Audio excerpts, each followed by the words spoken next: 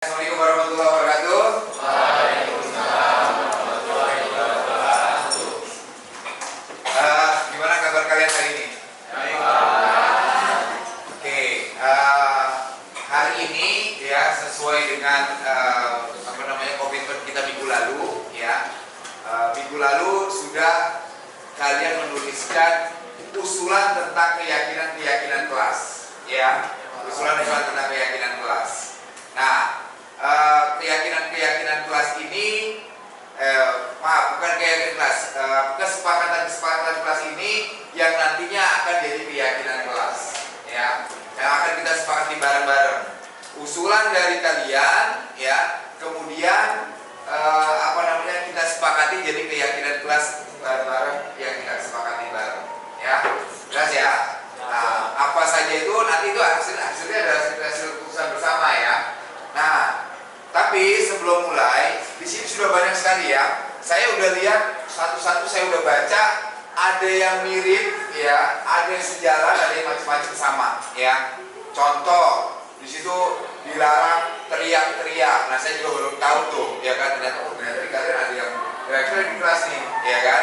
Nah, berarti bagaimana sih baiknya ya? Jelas ya? Oke, saya akan memberikan kesempatan 3 orang usulan ya yang sudah kalian tuliskan ya. Tapi nanti kita akan revisi lagi sesuai dengan sesuai dengan kesepakatan bersama ya. Yang bisa bagus apa Gagah ya? Ya, Pak. Oke, Gagah, tulis Gagah. Minta bantuannya Gagah ya. Nah, kebetulan di paling depan ini Gunawan. Coba Gunawan bacain dulu ya. Bacain. Kalau misalkan ada yang setuju, bilang setuju. Kalau tidak setuju berarti nggak usah ditulis. Jelas ya? Gimana Gunawan? Silakan Gunawan. Di sini aja bacain. Nah, bacain di sini. Di sini ya. Kesepakatan kelas nomor 1, tidak memakai topi di kelas. Ya, setuju. Tandai dulu, sebentar. Sebelum ditulis ya, poin-poinnya itu apa ya? Tidak memakai topi di kelas, tapi nggak usah ditulis dulu. Nanti poin itu di mana ya? Oke, lanjut, Gunawan. Yang kedua, pengerjaan tugas tepat waktu. Yang ketiga, mendengarkan guru saat menjelaskan. Yang keempat, tidak boleh mengejek sesama teman. Yang kelima, tidak boleh kreatif pada saat jam pelajaran. Yang keenam, tidak bercanda saat guru sedang menerangkan. Yang ketujuh, tidak bermain HP pada saat guru sedang menerangkan pelajaran. Yang ke-8, tidak boleh mencuri barang sama teman. Yang ke-9, mengikuti piket sesuai jadwal yang sudah diberikan. Yang ke-10, rambut harus rapi. Oke, terima kasih Gunawan. Tepuk tangan buat Gunawan. Nah, tadi yang ada beberapa poin yang disebutkan Gunawan, kalian menyetujuinya ya. Tetapi ada beberapa poin ini ya, menurut kesepakatan kelas ini bisa kita gabungkan. Contoh, tidak boleh menggunakan topi di kelas. Kemudian datang tepat waktu. Kemudian apalagi tadi tidak boleh ke kantin pada saat jam pelajaran, ya kan? Nah, poin yang tadi disebutkan itu bagian dari apa? Peraturan sekolah. Berarti intinya kita akan buat kesepakatan kelas yang pertama adalah mentaati peraturan yang ada di SMK Negeri 52 Jakarta. Setuju? Setuju ya? Sepakat semuanya ya? Ya, karena apa? Poin-poin yang disebutkan tadi masih satu kesatuan ya. Silakan ditulis Gagah ya. Oke, kemudian ya sambil Gagah tulis, mentaati peraturan yang ada di SMK Negeri 52 Jakarta. Oke ya. Yang kedua, berikutnya ya, tidak boleh mengejek teman ya. Kemudian tidak boleh bercanda saat guru menerangkan. Tidak boleh mencuri barang teman, ya kan? Nah, ini Berarti itu poinnya sama, menerangkan, memperhatikan guru, tidak mengejek teman. Berarti itu adalah menghargai teman, ya. Menghargai teman itu juga atau menghormati teman itu bukan hanya kepada teman aja, tetapi kepada gurunya juga, ya. Oke. Berarti yang kedua, bagaimana kalau kita usulkan saling menghormati, ya, dan menghargai, ya. Saling menghormati dan menghargai. Kalau namanya saling, baik kalian ke teman kalian, ke guru, atau sebaliknya, ya. Jelas ya? Jadi saling menghargai. Oke. Kemudian di sini ada tidak bermain HP saat jam pelajaran. Nah, ini bagus juga. Tapi di generasi kalian HP itu merupakan sumber sumber informasi yang berguna, ya kan? Berarti poinnya kemarin apa? Untuk kaidah dengan HP? Ya, HP atau handphone digunakan hanya pada saat mendukung pelajaran. Terus ya, HP digunakan hanya pada saat mendukung pelajaran. Ya, oke. Yang selanjutnya, termasuk rambut harus rapi tadi di poin 1 ya. Rambut harus rapi itu termasuk di mentaati peraturan sekolah. Oke, ini ada usulan lagi dari Esti. Coba Esti, kamu baca aja, nggak apa-apa. Kamu baca nanti kalau setuju disebutin ya. Sini aja Esti. Nah, situ.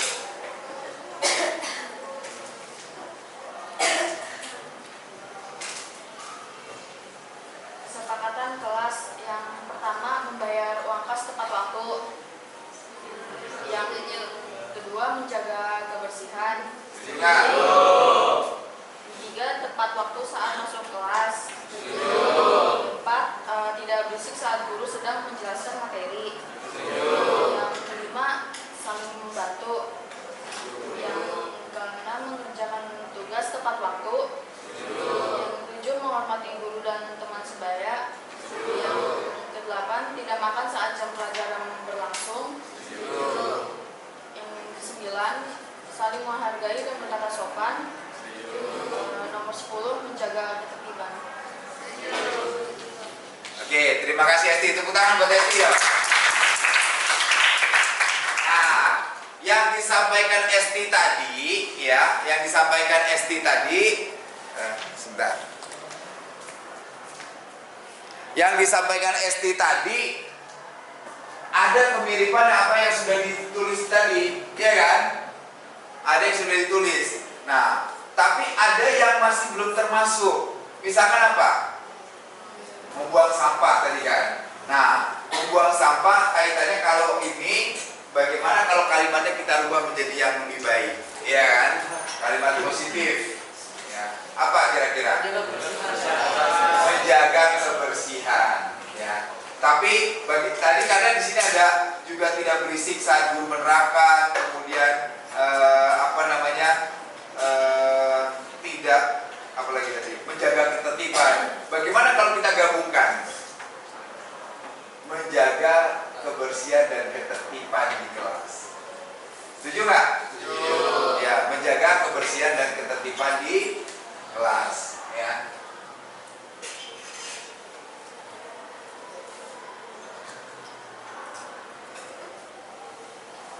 Menghormati guru sudah masuk, tepat waktu sudah sesuai.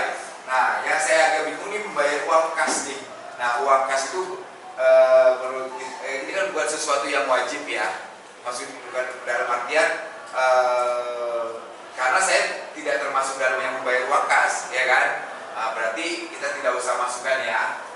Setuju ya? Oke. Selanjutnya saya pengen dengar dari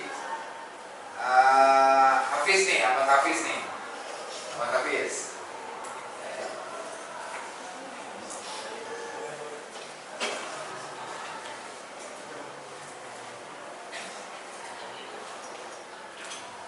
Kesepakatan kelas yang pertama, makan tidak boleh di kelas.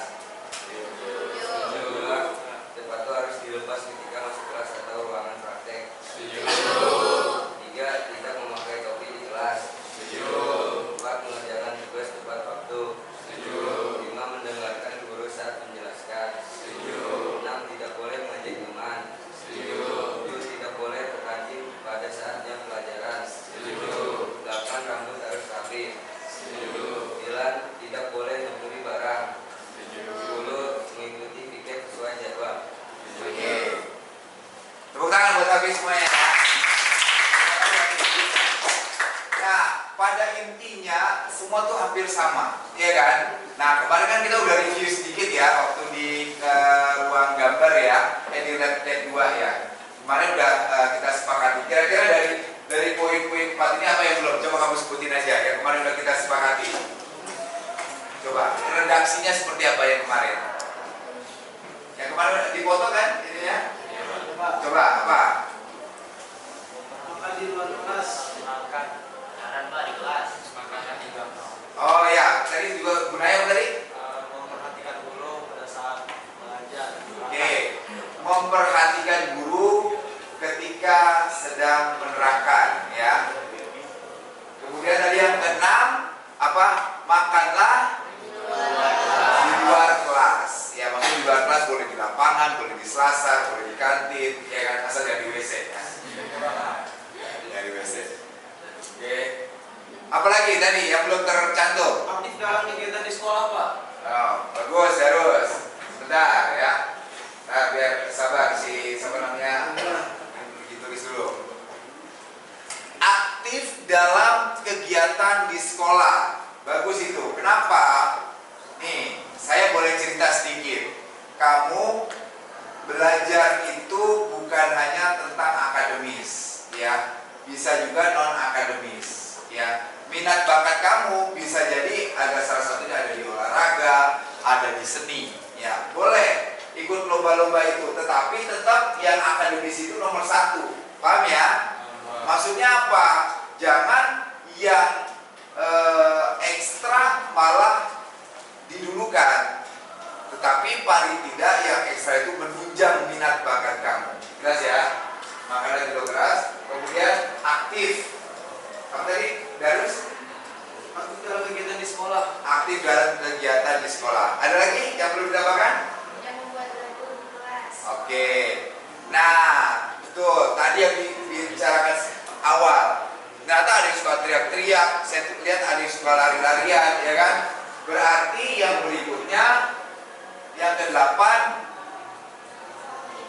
tidak membuat gaduh di kelas. Ya, tidak membuat gaduh itu banyak, ya. Teriak-teriak, berisik, kemudian mengganggu teman dan sebagainya, ya.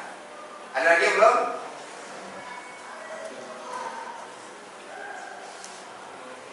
Ada lagi?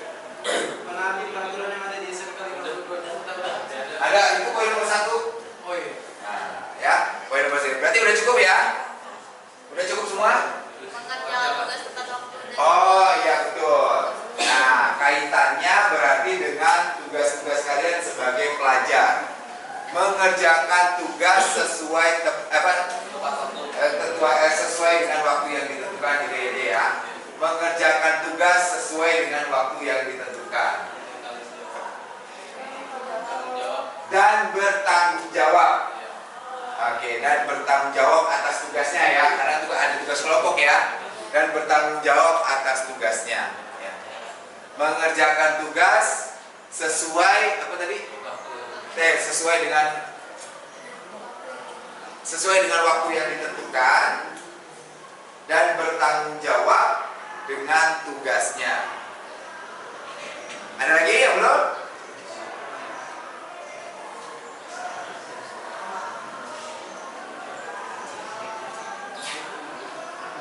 Apa lagi? Dharma apa? Cukup? Cukup ya? Oke. Nah, ini kesepakatan kelas yang kemarin dari foto, tapi ini gak apa-apa dia lagi ya. Nanti kirim ke saya ya. Nah, saya juga kemarin belum sempat record ini ya. Ada pertanyaan habis ini? Yakin ini kita bisa laksanakan? Bisa ya. Saling mengingatkan ya. Misalkan budaya pun kamu melanggar yang ini, keyakinan kelas ini, ingatkan. Atau Andika, kamu tidak sesuai dengan keyakinan kelas ini, ingatkan. Ya. Kemudian Arasya misalkan, Arasya kalau ikutin keyakinan kelas, jadi saling mengingatkan. Saatnya jam ke-9 dimulai. Paham ya? It's time to begin the next lesson. Terima kasih, Gatra. Tepuk tangan dong buat Gatra.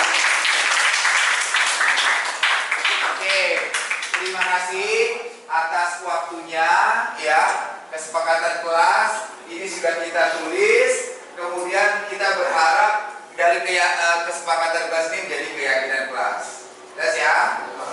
Oke, saya rasa itu aja dari saya. Dari topik kuliah saya. Wassalamualaikum warahmatullahi wabarakatuh.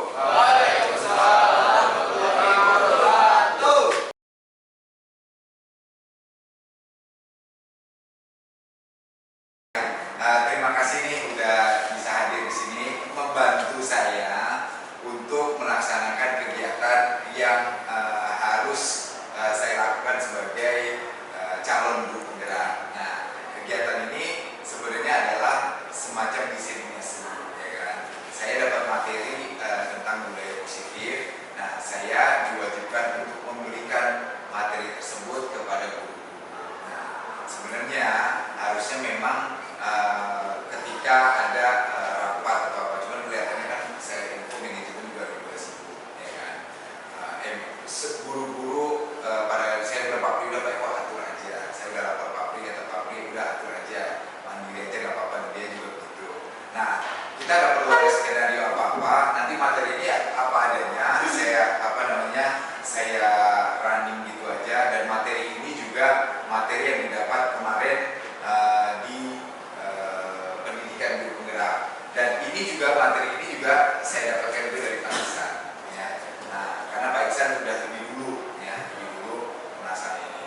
Nanti kalaupun ada tanya jawab, saya persilakan aja, gitu kan.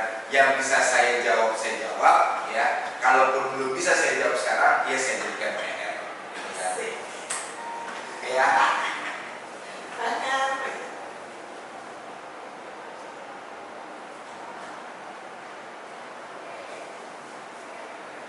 Oke, bismillahirrahmanirrahim. Assalamualaikum warahmatullahi wabarakatuh. Waalaikumsalam warahmatullahi wabarakatuh. Selamat siang dan salam sejahtera untuk kita semua. Terima kasih atas kehadiran Bapak Ibu semua untuk dapat hadir pada siang hari ini dalam kegiatan diseminasi tentang budaya positif di sekolah. Nah, budaya positif di sekolah itu di sekolah penggerak itu sudah mulai digerakkan, sudah mulai dijalankan. Tetapi kelihatannya belum semua paham tentang apa itu budaya positif. Kelihatannya kita juga, termasuk saya pribadi, saya juga baru tahu ketika saya melaksanakan pendidikan guru penggerak ini. Ya, kenapa? Banyak direfleksi diri saya ketika dulu, oh saya masih begini, begitu saya melaksanakan pendidikan guru penggerak, oh begini tuh seharusnya.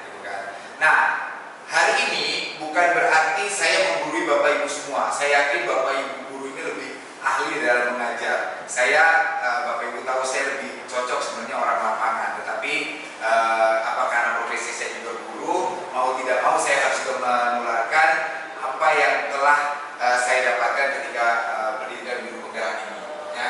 Nah, selanjutnya Bapak Ibu, ini kegiatannya, ya, materinya adalah ini tentang budaya positif. Nah, ini fenomena yang terjadi saat ini ya Bapak Ibu ya. Mungkin kita sudah tahu bahwa kadang-kadang anak-anak suka beranjir lu segala macam gitu kan. Nah, ini fenomena yang terjadi bukan hanya di SMK kita, tapi terjadi hampir di semua sekolah, ya kan. Ini. Kemudian disiplin belum melekat.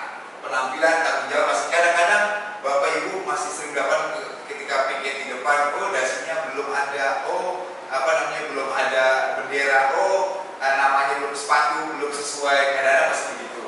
Kemudian kelas, nah ini seperti digalakkan Pak Pri, ya kan, para sekolah kita, kelas belum bersih sempurna. Kadang-kadang makanan masih ada di laci-laci meja, ya kan, sampah-sampah. Kemudian budaya mengambil sampah ketika sambil jalan belum ada. Jadi kelas belum bersih sempurna. Kemudian semangat belajar belum optimal. Ya, kita tahu, gak usah jauh-jauh, kita aja dari masa pandemi sampai sekarang yang sudah mulai dicabut masa pandeminya, masih berasa ngajar itu masih berasa kayak pandemi, masih agak malas-malesan. Udah istilah kata kita harus mulai dari nol lagi. Untuk semangat belajar lurik itu benar-benar kita harus mulai dari awal lagi, ya kan? kesantunan belum sesuai harapan. Nah, ini kira-kira apa Bapak Ibu kalau kesantunan belum sesuai harapan? Menurut Bapak Ibu apa? Contohnya? Ya kalau kata guru mungkin tidak salah, tidak melakukan 5S. ya. Betul. Benar sekali Bapak Ibu. Bapak Ibu merasa sendiri kadang-kadang kesantunan ini belum sesuai harapan. Kita masih berharap bahwa anak didik kita minimal tidak harus kita minimal senyum, ya Pak, minimal seperti itu. Tapi ada beberapa anak didik kita masih belum berlaku seperti itu, gitu kan? Ya, kadang-kadang hanya kepada guru yang diajarin itu betul kata Bu Retno, ya kan? Nah itu betul belum sesuai. Kemudian ya, mau berprestasi tapi mau instan dan difasilitasi. Nah, kira-kira seperti apa? Contohnya?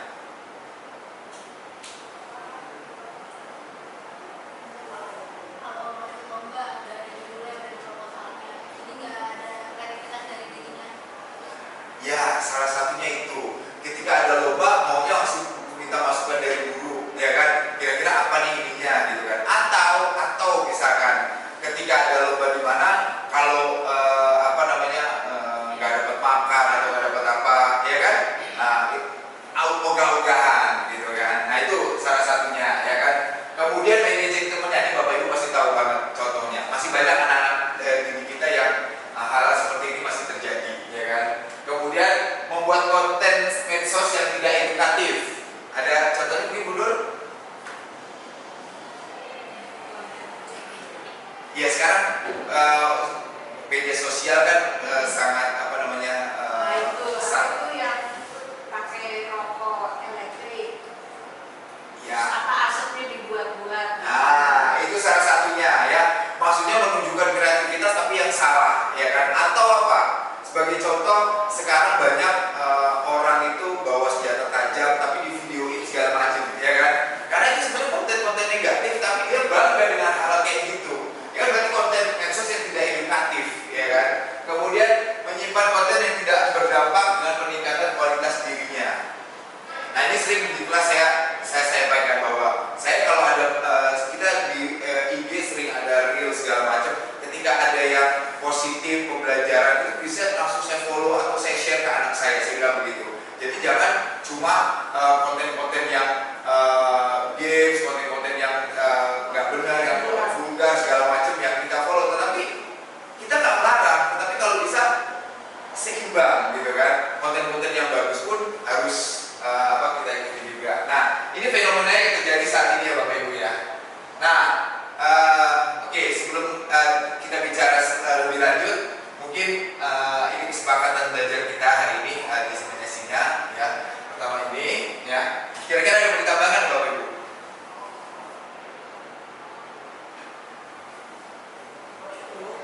Cukup.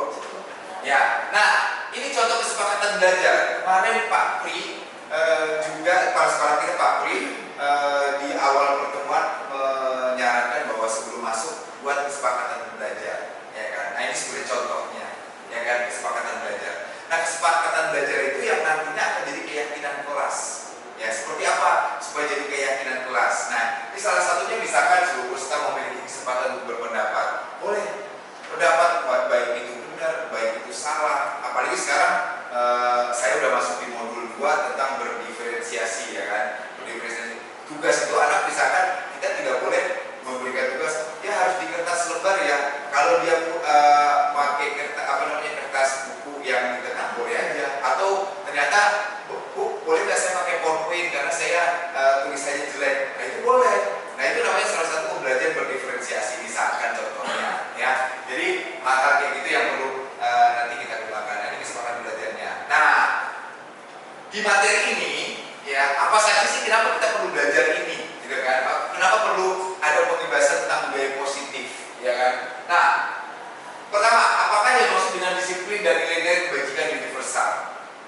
Ya, jadi kita tahu bahwa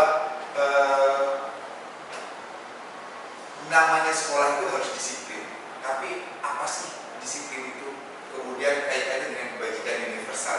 Terus bagaimana menerapkannya di sekolah? Nah, pertanyaan pemantiknya adalah di situ, ya. Kenapa kita harus menerapkan budaya positif? Kemudian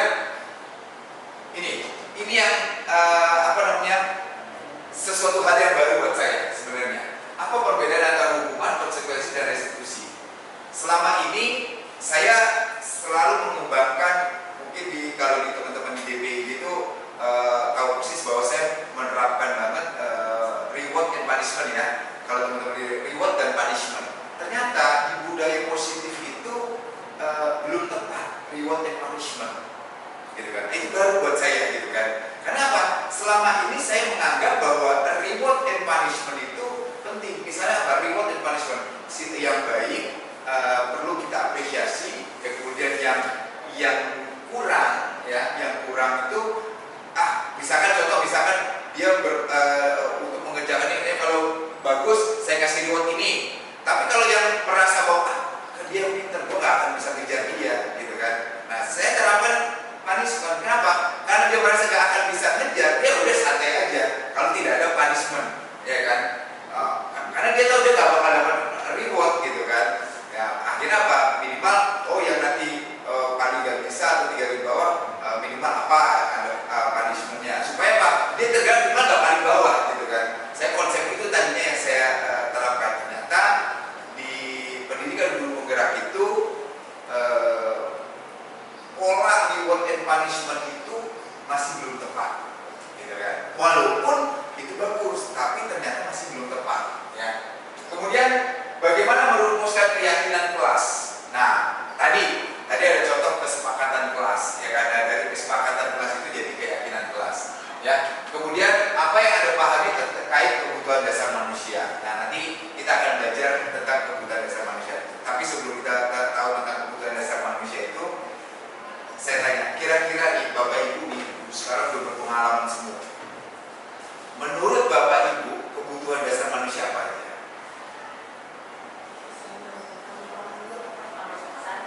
Sandang, pangan, papan, ya nggak salah, betul.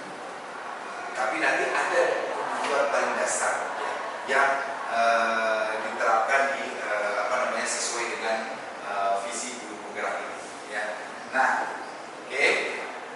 Lanjut, kemudian sebutkan 5 posisi kontrol kita sebagai guru. Nah, kita ternyata ada posisi kontrol sebagai guru.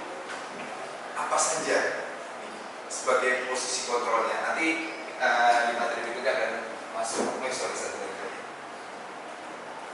Nah, kemudian langkah-langkah penerapan segitiga restitusi. Nah, saya di segitiga restitusi ini sudah melakukan praktek secara peer teaching sesama guru, kemudian sudah praktek dengan murid juga. Saya videokan nanti, saya bertugas memberikan contoh di video tersebut, ya. Oke, lanjut. Nah, ini tadi yang tentang stimulus respon dan teori kontrol. Nah, siapa sesungguhnya memiliki kontrol, ya?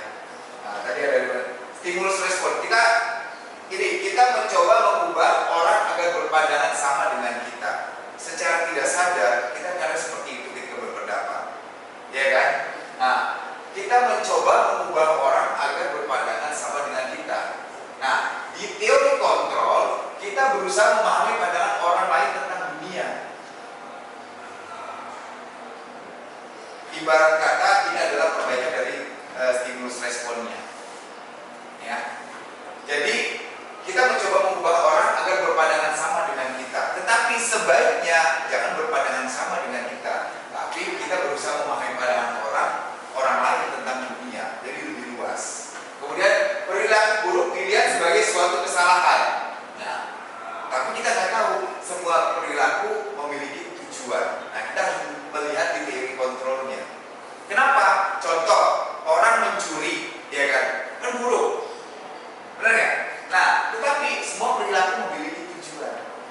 Nah, kita nggak tahu apakah dia lagi kelaparan kan, ya kan? Ataukah dia memang butuh buat anaknya melahirkan? Kan ada kejahatan seperti itu, misalkan contoh ya, perilaku buruk banyak yang misalkan. Sama dengan anak didik kita, karena gini,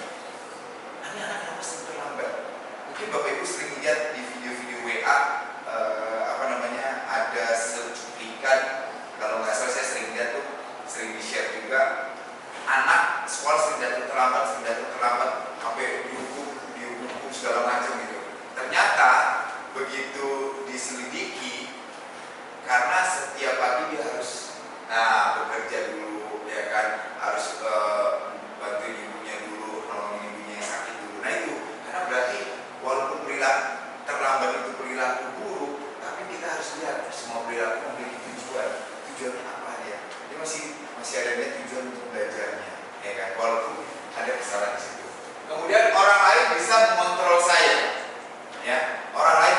Nah, di sini ya hanya Anda yang bisa mengontrol diri saya. Jadi saya mau kemana? Ya harus dari kita. Saya mau berbuat baik ya dari kita. Saya mau berbuat jahat, saya bukan dari kita. Jangan disuruh kamu jangan berbuat baik, jangan berbuat jahat. Jangan orang lain mengontrol kita, tapi dari diri kita. Termasuk dalam berbuat baik, ya. Kemudian pemaksaan ada pada saat bujukan gagal. Contoh nih, ya kalau dulu istilah lucunya misalkan cinta ditolak bukan bertindak misalkan. Itu kata ininya misalnya ya. Berarti kan itu pemaksaan, ya kan? Pemaksaan pada saat bujukan gagal. Berarti kolaborasi dan konsensus menciptakan pilihan-pilihan baru. Nah itu ya, ketika si itu nolak, ya kita cari pilihan yang lain, gitu kan? Itu contohnya, ya. Gitu. Ya. Model berpikir menang atau kalah. Nah sekarang kita bukan berpikir menang atau kalah, tapi menang-menangan. Maksudnya menang-menangan itu dapat win-win solution, ya. Ya ibarat kata itu jalan tengahnya. Nah, jadi jangan merasa ya gua harus menang nih, lo harus kalah. Jangan. Kita lihat mana menang-menangan itu istilahnya kalau kita sering dengar istilahnya adalah win-win solution. Sampai sini ada yang mau ditanya Bapak Ibu? Lanjut ya. Oke. Nah ini teori motivasi perilaku manusia. Nah untuk menghindari ketidaknyamanan atau hukuman, ya, apa yang akan terjadi bila saya tidak melakukannya? Nah ini ada motivasi eksternal. Contoh motivasi eksternal, kita nih nggak mau datang terlambat Pak Nyoto, ya biar nggak datang terlambat. Pertama minimal apa? Biar nggak ditegur kepala sekolah. Itu motivasi eksternal, iya kan? Atau motivasi eksternal lagi biar nggak dipotong gajinya atau TKI-nya, ya kan? Itu udah motivasi eksternal. Nah itu jadi teori motivasi itu hidup, perilaku manusia hidup pasti ada motivasi eksternalnya dulu. Makanya kita berusaha untuk kita mulai dari diri. Makanya kalau nanti Bapak Ibu berkesempatan ikut pelatihan guru penggerak, selalu di modul awal itu mulai dari diri. Itu karena semua mulai dari diri sendiri, ya. Kemudian juga untuk mendapatkan imbalan dari orang lain. Nah itu tadi makanya konsep reward and punishment itu agak kurang tepat di sini, ya kan? Karena apa? Berarti dia belum secara sadar melaksanakan itu, karena dia masih mau ada imbalan di situ, gitu kan? Ya secara ini tidak sadar karena memang ini teori motivasi dasar perilaku manusia, tetapi ini masih belum tepat, ya. Kemudian untuk menghargai diri sendiri, ya kan? Untuk menghargai diri sendiri.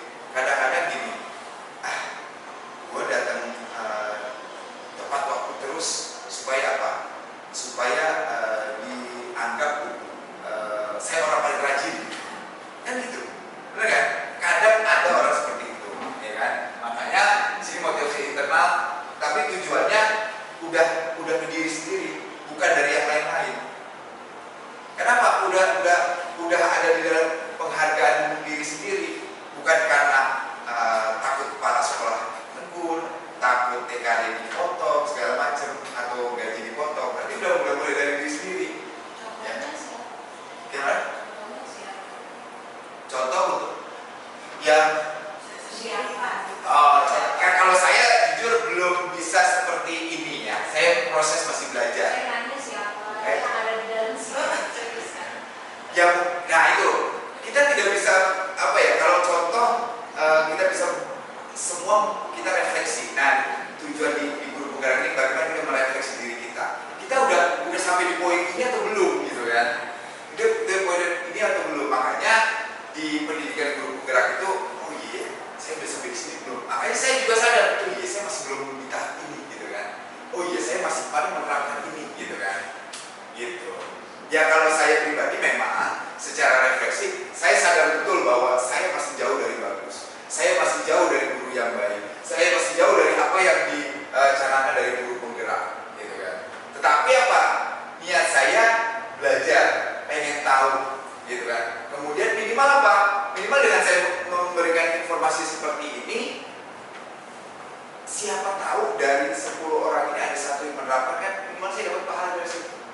Iya kan? Ya, akhirnya apa? Kalau ada misalkan contoh Pak Nyoto menerapkan ini, kan saya malu jadinya sama Pak Nyoto. Oh iya Pak Nyoto, padahal waktu itu saya terakhir malah Pak Nyoto duluan yang melakukan. Minimal akhirnya saya sebagai ada motivasi internal di diri saya, saya malu nih, gitu kan? Pak Nyoto aja bisa, kenapa saya enggak? Gitu kan? Nah kayak gitu dulu. Nah, jadi semua harus mulai dari diri sendiri. Nah, tadi ada restitusi, ya. Restitusi adalah proses menciptakan kondisi bagi murid untuk memperbaiki kesalahan mereka. Jadi, kenapa setiap kesalahan itu pasti ada sebabnya. Kemudian sehingga mereka bisa kembali pada kelompok mereka dengan karakter yang lebih kuat. Restitusi juga merupakan proses kolaboratif yang mengajarkan murid untuk mencari solusi untuk masalah mereka dan membantu murid berpikir tentang orang seperti apa yang mereka inginkan dan bagaimana mereka memperlakukan orang lain. Ini kutipan ya Bapak Ibu ya. Ini bukan kata-kata saya. Ini kutipan dari Brosur 2004. Nah, maksudnya seperti apa? Contohnya ya, saya kasih lihat video contoh ya.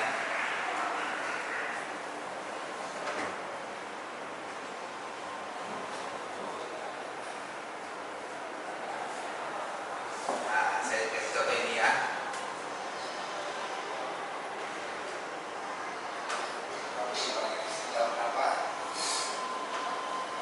Kedengaran ya? Tadi saya dapat laporan dari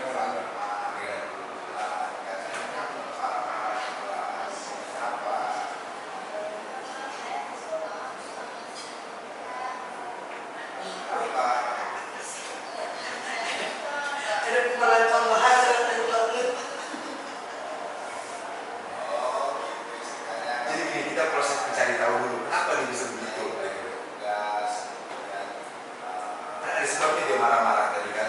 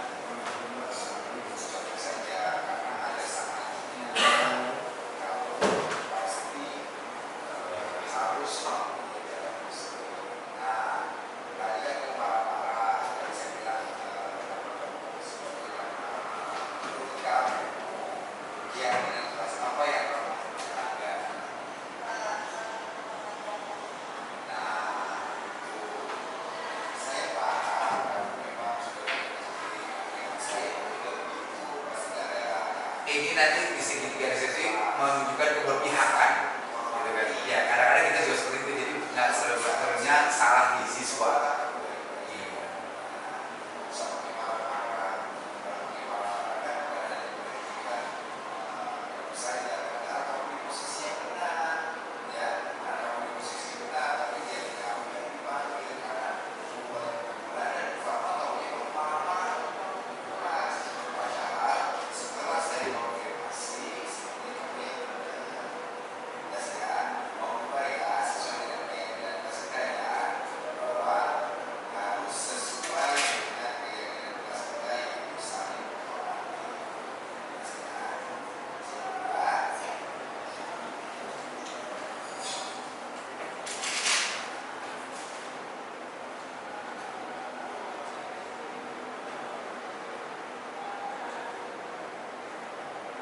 Nah, itu restitusi. Jadi salah satu contoh restitusi nanti kita bentuk segitiga restitusi dari mulai mencari keyakinan, kemudian seperti apa proses tahapannya, validasi dan sebagainya.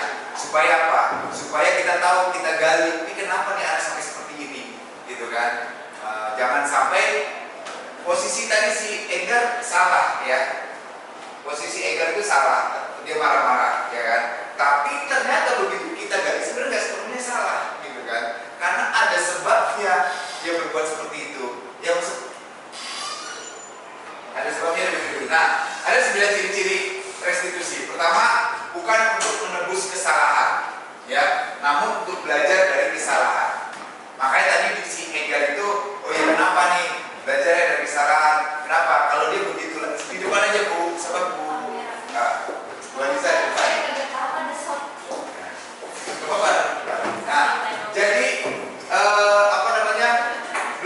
kesalahan. Saya bilang tadi kalau dia begitu lagi besok-besok marah-marah, ya orang akan menyalahkannya sih.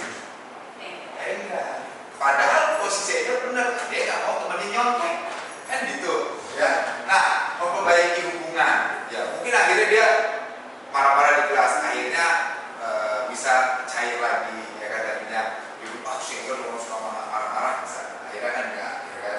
Tawaran bukan paksaan. Jadi gimana kamu mau memperbaiki ini enggak? Tawarkan gitu kan. Bagaimana memperbaiki enggak? Karena merugikan gitu kan, merugikan diri sendiri. Restitusi menuntut untuk melihat ke dalam diri. Nah, melihat ke dalam diri, kita tanya, salah enggak? Gitu kan? Itu salah enggak yang kamu lakukan, marah-marah dan sebagainya. Kemudian restitusi mencari kebutuhan dasar yang berdasari tindakan. Ya kan? Tindakannya apa? Kalau nanti ada kebutuhan ini ada penguasaan ya, nanti ada di poin itu penguasaan. Tapi kebutuhan dasar berdasar tindakan itu apa? Ya, restitusi diri adalah cara yang paling baik menurut teori restitusi ini. Ya. Restitusi fokus pada karakter bukan tindakan. Ya, karakter kita dalami dulu karakternya. Kemudian restitusi fokus pada solusi. Nah, kayak tadi di video contohkan solusinya, berarti besok kamu jangan marah-marah, kamu mendingan info aja baik-baik, ya kan? Nah, itu contohnya, ya solusinya. Kemudian restitusi mengembalikan murid yang berbuat salah pada kelompoknya. Ya kita kembalikan ke kelas itu lagi, gitu kan? Kembalikan ke kelas itu lagi. Nah ini ada hukuman, konsekuensi, restitusi. Paling rendah itu adalah hukuman. Kemudian konsekuensi ada restitusi. Hukuman itu yang kita tahu kalau misalkan kamu kalau salah push up itu hukuman, ya kan? Berdampak tidak menyenangkan itu hukuman.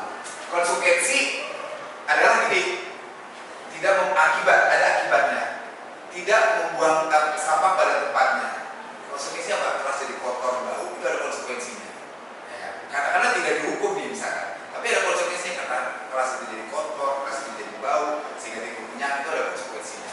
Nah, restitusi itu adalah tingkatan lebih tinggi dari konsekuensi. Ya, sudah mulai pemahaman diri, kesadaran diri. Nah ini budaya positif itu mulainya adalah pertama dari peraturan kelas. Ya, kita bikin peraturan kelas dulu dari paling kecil. Kalau sekolah ya berarti dari paling kecil kelas. Kemudian sampai ke keyakinan kelas.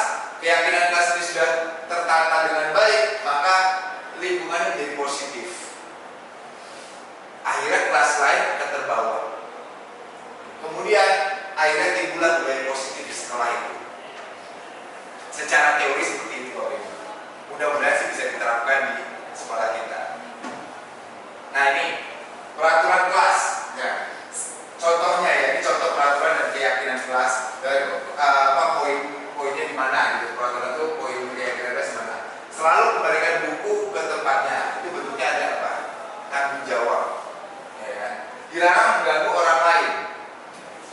Nah, ini poinnya adalah menghormati orang lain. Hadir sekolah 15 menit sebelum pelajaran dimulai. Itu komitmen. Ya. Kemudian dilarang melakukan kekerasan, keselamatan dan menghormati orang lain. Kekerasan itu berarti keselamatan, bisa jadi kalau dia bisa melukai orang lain, keselamatan orang lain ataupun diri sendiri. Misalnya orang lainnya akhirnya melawan, kan dia juga kena juga akhirnya. Pas, ya kan? Itu dihukuman. Diharap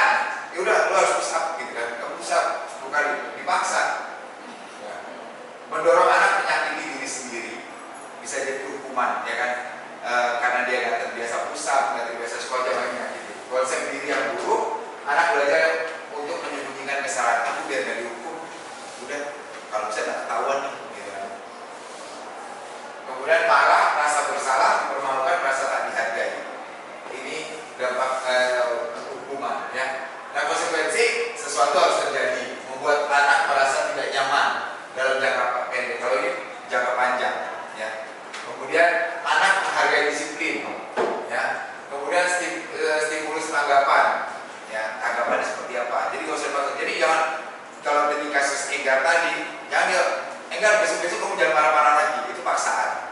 Tapi kita tawarkan bagaimana ini Enggar sebaiknya kamu, gitu kan. Jadi kita tawarkan.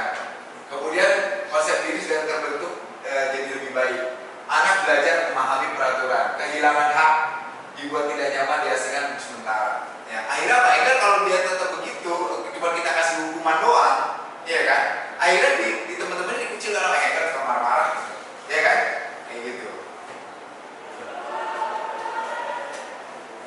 Nah, ini contoh tindakan buruk.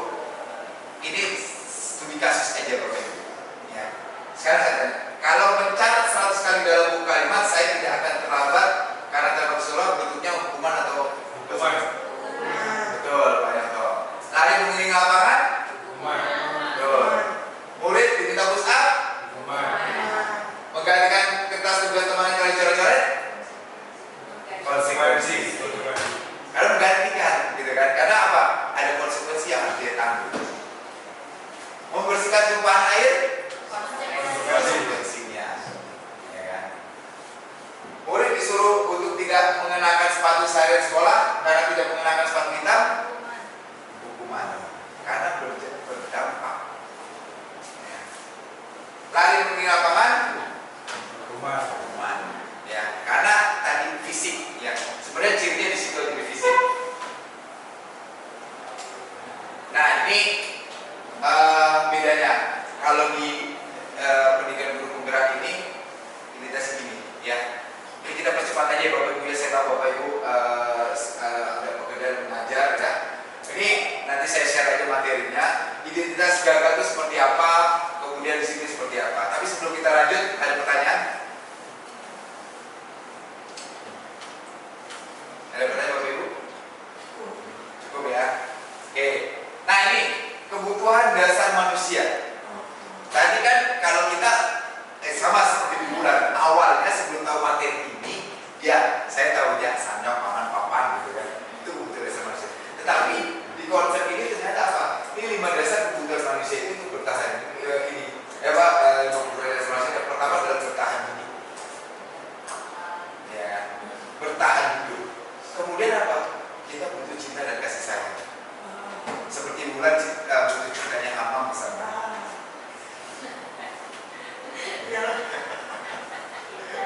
Penguasaan, ya, kemudian kebebasan.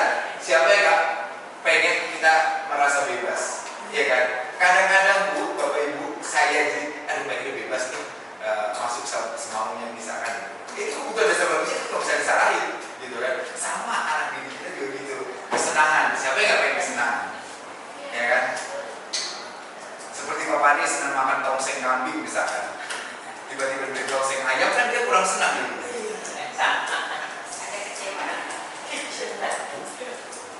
Itu Bapak Ibu ya. Oke. Nah ini 5 posisi kontrol. Nah ini yang menarik Bapak Ibu. Kita sebagai guru itu, saya refleksi di mana ya posisi saya. Ternyata kita punya 5 posisi kontrol. Yang terbaik adalah di posisi ini, manajer yang terbaik. Tetapi ternyata ini ada 1, 2, 3, 4, 5. Ya, sebagai penghukum, pembuat rasa bersalah, teman, pemantau, manajer. Minimal Bapak Ibu, kita ada di posisi ini ternyata ya. Posisi teman itu kita anggap sebenarnya baik ya, tapi ternyata masih kurang tepat. Jadi sebaiknya kita ada di posisi ini, ya, sebaiknya. Karena ya saya jujur nih, saya jujur masih banyak di posisi ini. Saya masih banyak di posisi ini. Refleksi diri saya, ya. Mudah-mudahan dengan saya melakukan atau melaksanakan pendidikan guru penggerak ini, saya bisa tergerak untuk berubah, gitu kan. Mudah-mudahan. Ya. Nah, kenapa? Kadang-kadang jiwa berontak saya masih ada, gitu kan. Jiwa menyalahkan orang lain saya ada, gitu kan. Menghukum murid sering, gitu kan. Tapi itu udah ya sifat alamiah manusia. Tapi menurut teori bahwa kebiasaan yang baik kalau dilakukan secara terus-menerus itu akan jadi karakter katanya. Dan memang benar, dulu guru agama saya bilang segala sesuatu yang kamu lakukan terus-menerus 40 hari aja itu akan jadi karakter, jadi kebiasaan. Nah ini pernyataan-pernyataan kita lewatin aja ya Bapak Ibu ya, contoh aja biar cepat.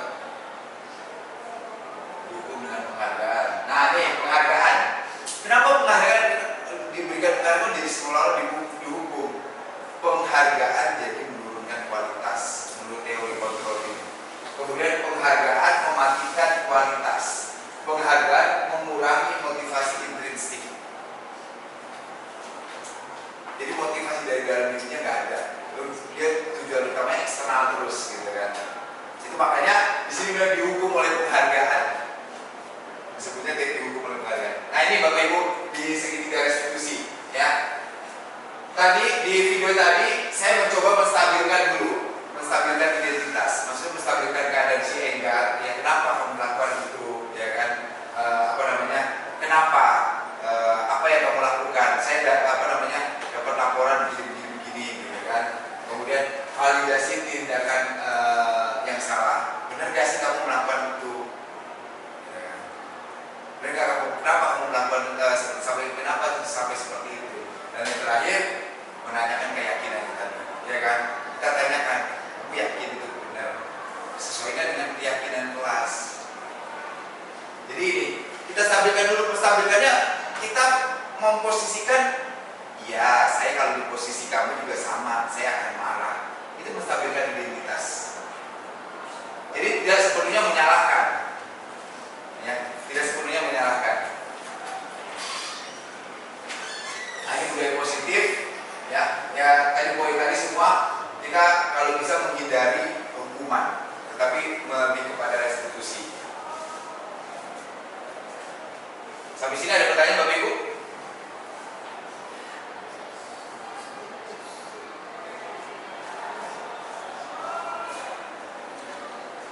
Ya? Pak Nyoto mungkin? Cukup ya? Mungkin contoh restitusi kalau misalnya kan kayak di siswa nih kan yang ini ada di bawah tuh PEKOM itu kayak gimana restitusinya? Kan kalau kita ini kalau masih di bawah itu masukin ke tempat sampah. Nah itu restitusi kayak gimana? Ya, pertanyaan bagus Bu Bulan. Karena kita masih jujur saya pribadi di sini masih melaksanakan yang hukuman. Kadang-kadang dengan dengan tindakan keras. Oh yang sepatunya nggak rapi masukin ke tempat sampah. Sebenarnya itu nggak bagus. Nah, menurut Bu Bulan, bagaimana tindakan restitusi yang baik?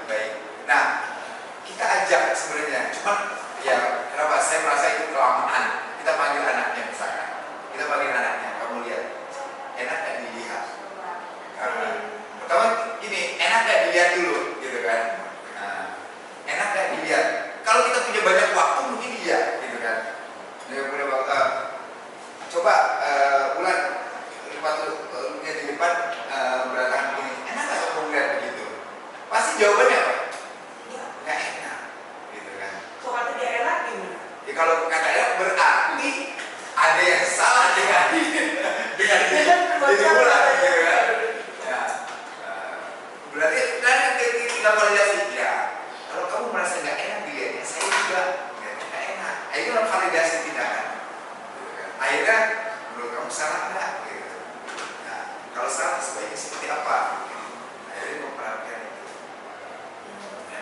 Jadi itu contoh ya, belum tentu benar, tapi ini menurut saya ya, itu menurut saya seperti itu. Mungkin Pak Yoto ada usulan lain tindakan restitusi seperti itu, kira-kira? Saya menanggapi sisi positif dari apa yang Bapak sampaikan. Setuju kaitan dengan saat ini Pak. Jadi dengan adanya hukuman, kemudian tadi konsekuensi, akhirnya restitusi. Kalau kita bisa mengacu ke restitusi, menyadarkan anak sampai ke yang dasar, dia mau merubah timbul dari diri sendiri. Nah, jadi kalau misalnya yatim mengenai kebersihan, itu tadi kita awali gimana kalau kelas ini kotor, kalau kamu efeknya apa segala macam, anak nanti akan intinya, oh iya nanti kalau dengan istilahnya tinggal sama di kolom segala macam, timbul bakteri segala macam, ya nanti akan timbul di resiko. Oh iya nanti lebih baik buat sama dengan penuh kesadaran. Iya seperti itu. Jadi emang betul banyak mulai dari diri. Jadi kadang-kadang jadi banyak kelemahannya nih banyak ya. Contoh betul banyak tuh gitu. Kadang-kadang bunyi gregetan gitu kan. Kalau suruh kita kampanye kepada guru ada bakteri, kan ini kelamaan penanganannya gitu kan. Kadang-kadang memang menurut saya, kemarin saya juga ada pertanyaan seperti Pak, kalau penanganan seperti itu apa nggak lama gitu kan penanganannya? Memang butuh proses katanya. Makanya guru penggerak itu masih bisa dilihat nanti 5 tahun ke depan. 5 tahun ke depan. Makanya kemarin begitu diskusi tentang prakarsa perubahan yang kemarin di aula dengan manajemen. Kemarin sebelumnya kita ada diskusi Pak prakarsa perubahan dengan guru penggerak sama manajemen sekolah, kepala sekolah dan sebagainya. Jadi impian kita sekolah 5 tahun ke depan. Jadi emang gak bisa seperti membalikan telapak tangan gitu kan. Memang awalnya dari hukuman gitu kan, dari hukuman ke konsekuensi baru ke restitusi itu benar-benar perlahan-perlahan gitu kan. Ketika kadang-kadang kita butuh waktu yang cepat kayak tadi saya bilang ke Bu Bulan, ya kalau kayak gitu ada anaknya dipanggil dulu keluar, kita nggak tahu sepatunya siapa gitu kan. Akhirnya kita cari gampangnya, ya udah nih sepatunya masih belum beres, masih tempat salah itu cara cepatnya gitu kan, walaupun itu sebenarnya salah. Nah, itu sih benar. Makasih banyak dok intinya masukannya. Ya. Nah ini budaya positif itu memang di nilai-nilai guru penggerak itu diambil dari filosofi Ki Hajar Dewantara. Pendidikan memberi tuntunan terhadap segala kekuatan kodrat yang dimiliki anak agar ia mampu mencapai keselamatan dan kebahagiaan yang setinggi-tingginya baik sebagai seorang manusia maupun sebagai seorang anggota masyarakat. Ini Ki Hajar Dewantara yang mengatakan. Ya. Jadi keselamatan, ya semua tujuannya keselamatan. Kita tugas guru menurut Ki Hajar Dewantara adalah menuntun, ya, sesuai dengan kodrat alam dan kodrat zamannya. Ya, sekarang zamannya gadget misalkan, ya kita tuntut, kita jangan justru melarang mereka dengan gadget, tapi bagaimana dengan gadget itu mereka jadi lebih melesat. Kodrat alam kita di DKI Jakarta yang notabene fasilitas sudah terlengkapi, sekolah gratis dan sebagainya, tetap bagaimana tuntut mereka dengan fasilitas yang ada ini untuk jadi lebih baik. Makanya pas banget menuntun tugas guru itu menurut KHD, menuntun siswa sesuai dengan kodrat alam dan kodrat zaman. Nah ini guru, peran gurunya.